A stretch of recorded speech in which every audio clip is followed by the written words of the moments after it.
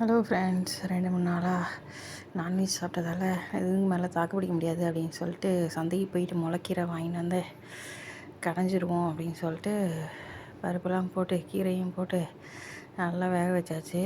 வேக வச்சுட்டு அந்த தண்டு வெந்திருக்கா அப்படின்னு பார்த்தா அந்த சென்டர் பகுதி லீஃபோட சென்டர் இது வெந்திருக்கான்னு தெரிஞ்சுனாவே போதும், அது கீரை வெந்துடும் அப்படின்னு அர்த்தம் அப்படின்னு சொல்லி கொடுத்தாங்க. அதனால அதை அமுக்கி பக்கத்துக்குள்ள சூடு தாங்க முடியலடா சாமி அப்படின்னு ஆயிடுச்சு. அந்த க்ரீனிஷ் கலரில் இருக்கும் போதே பண்ணிடணும் அப்படின்னு சொல்லிட்டு அமுக்கி பார்த்துருந்தோம். அதுக்கப்புறம் பார்த்திங்கன்னா வாழைத்தண்டு வாங்கிட்டு வந்திருந்தேன். அதில் பார்த்திங்கன்னா நல்ல வேலை கொஞ்சம் பிஞ்சு தான் போல் இருக்குது. கொஞ்சம் கம்மியாக தான் வந்தது. அந்த வாழைத்தண்டோட நாரெல்லாம் கொஞ்சம் கம்மியாக தான் வந்தது. அதை எடுத்து அப்படியே அழகாக கட் பண்ணி அழகாக க்யூபாக கட் பண்ணி தண்ணியில் போட்டாச்சு.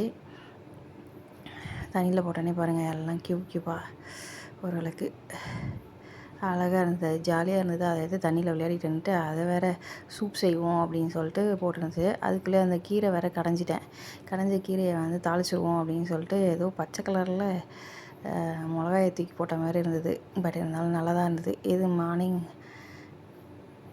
மார்னிங் சப்பாத்திக்கு செஞ்ச வெஜிடபிள்ஸ் இருந்தது, அதுவும் தொட்டுக்க வச்சுட்டேன்.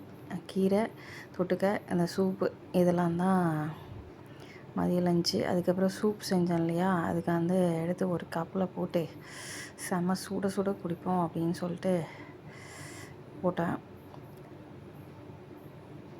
பாருங்கள், இதில் நான் கார்ன்ஃப்ளவர் மாவுலாம் சேர்க்கல. நம்ம வீட்டில் நார்மலாக எப்படி செய்வோமோ அது நான் ஆல்ரெடி ஒரு வீடியோ போட்டிருக்கேன் நம்ம சேனலில், வேணால் அதில் போய் பார்த்துக்கோங்க. நம்மள்ட்ட கார்ன்ஃப்ளேக்ஸ் அந்த இதெல்லாம் இல்லை மேலே போடுறதுக்கு, டாப்பிங்ஸ் போடுறதுக்கு. அதனால் நான் வத்தல் இருந்ததில்ல, அதை தூக்கி போட்டேன். அதுவே நல்லா தான் இருந்தது அப்படின்னு சொல்லிட்டு கொடுத்தா பசங்களெலாம் சாப்பிட்டதுங்க. நல்லா தான் இருந்தது, டேஸ்டியாக இருந்தது அப்படின்னு சொல்லிட்டு. இதுதான் எங்களோட லன்ச்.